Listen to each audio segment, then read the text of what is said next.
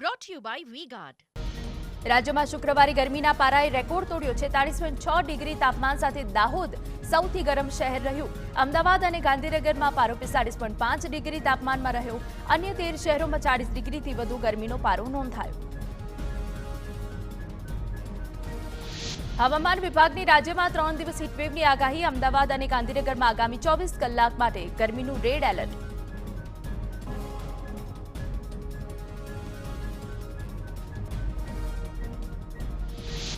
ઉત્તર ગુજરાતમાં હીટવેવનું હવામાન વિભાગનું અનુમાન. મધ્ય ગુજરાતના વડોદરા અને છોટાઉદેપુરમાં પણ હીટવેવની આગાહી.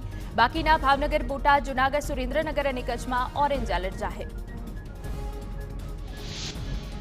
રાજ્યમાં ગરમીએ તમામ રેકોર્ડ તોડ્યા. ગરમીને લઈને રાજ્યમાં 108 ઇમરજન્સીને કોલ મળ્યા. છેલ્લા 3 દિવસમાં રેડ એલર્ટ દરમિયાન 170 જેટલા લોકોએ માંગી 108ની મદદ. ઝાડા ઉલટી થવી, ચક્કર આવવા, હીટ સ્ટ્રોક, દુખાવાની ફરિયાદને લઈ 108ને ફોન મળ્યા.